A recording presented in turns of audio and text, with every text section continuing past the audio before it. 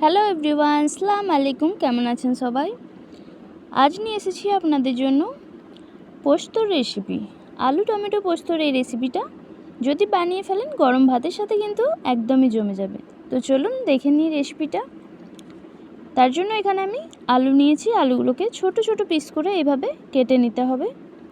আর নিয়েছি আমি টমেটো দুটো বড় বড় সাইজের, আর দুটো বড় সাইজের পেঁয়াজও আমি কেটে নিয়েছি। তারপর কড়াইতে তেল গরম হতে দিয়েছিলাম, তেলটা গরম হয়ে গেছে। এবার দিয়ে দিচ্ছি কেটে রাখা পেঁয়াজগুলো। পেঁয়াজটাকে 1 মিনিটের মতো নাড়াচাড়া করে ভেজে নেব। তারপর দিয়ে দেব কেটে রাখা আলুগুলো।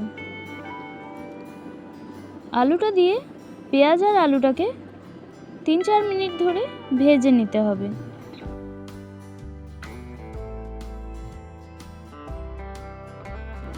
আলুটা ভাজা হয়ে গেলে পেঁয়াজের সাথে তারপর কেটে রাখা টমেটোগুলো দিয়ে দিতে হবে। তো এখানে আলুর কালারটাও একটু চেঞ্জ হয়ে এসেছে। গ্যাসের ফ্লেমটা হাইতে রেখেই ভেজে নিতে হবে। তারপর টমেটোটা দিয়ে টমেটো, আলু আর পেঁয়াজ আবারও ভেজে নিতে হবে 5 থেকে 6 মিনিট ধরে।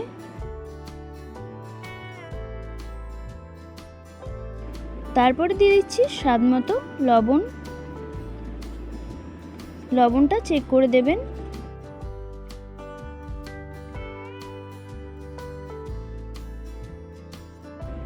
টমেটোটাও গলে যাবে আর আলুটাও ভালোভাবে সেদ্ধ হয়ে যাবে। লবণ দেওয়ার পর জল দিয়ে দিতে হবে 2 কাপের মতো।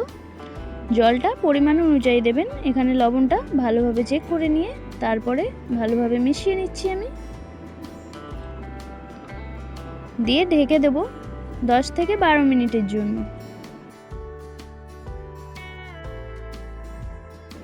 গ্যাসের ফ্লেমটা লো টু মিডিয়াম করে ঢেকে দিয়েছিলাম। 10 থেকে 12 মিনিট পর চলে এসেছি। এখানে জলটা অনেকটাই টেনে গেছে। আলুটা খুব সুন্দরভাবে এখানে সেদ্ধ হয়েছে। দেখুন আমি হালকা দেখাচ্ছি খুন্তির সাহায্যে পেস্ট করে। আর টমেটোটাও গলে গেছে। এবার আমি পোস্ত বেটে রেখেছিলাম মিক্সিং জারে, পোস্ত আর কাঁচা লঙ্কা, সেই পোস্ত বাটাটা দিয়ে দিতে হবে। আলুটা যখন সেদ্ধ হয়ে যাবে পোস্তটা দিয়ে সামান্য একটু জল মিক্সিং জারটা বলিয়ে দিয়ে দিলাম। দিয়ে ভালোভাবে নাড়াচাড়া করে মিশিয়ে নিচ্ছি আলুর সাথে পোস্তটাকে। তারপর পোস্তটা যখনই একবার ফুটে যাবে তখন ঢেকে দিতে হবে 2 থেকে 3 মিনিটের জন্য। তাহলে পোস্তর ফ্লেভারটা আলুর মধ্যে ভালোভাবে ঢুকে যাবে। গ্যাসের ফ্লেমটা লো টু মিডিয়াম করে 2 থেকে 3 মিনিট পর ঢাকাটা খুলে নিলে কিন্তু এরকম টমেটো আলু পোস্তর রেসিপিটা রেডি হয়ে যাবে। তারপর ওপর থেকে চিড়ে রাখা 2টো কাঁচা লঙ্কা ছড়িয়ে দিতে হবে। আর সর্ষের তেল 2 টেবিল চামচের মতো এইভাবে দিয়ে দিন। তাহলেই কিন্তু গরম ভাতের সাথে একদমই জমে যাবে। তারপর নামিয়ে নিতে হবে গ্যাসের থেকে।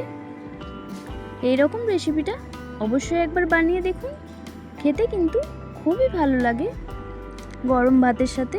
আমার রেসিপিটা কেমন লেগেছে কমেন্ট বক্সে অবশ্যই জানাবেন। আর আমার চ্যানেলে নতুন হয়ে থাকলে চ্যানেলটিকে অবশ্যই সাবস্ক্রাইব করে পাশে থাকা বেল আইকনটি প্রেস করে দেবেন। আল্লাহ হাফিজ।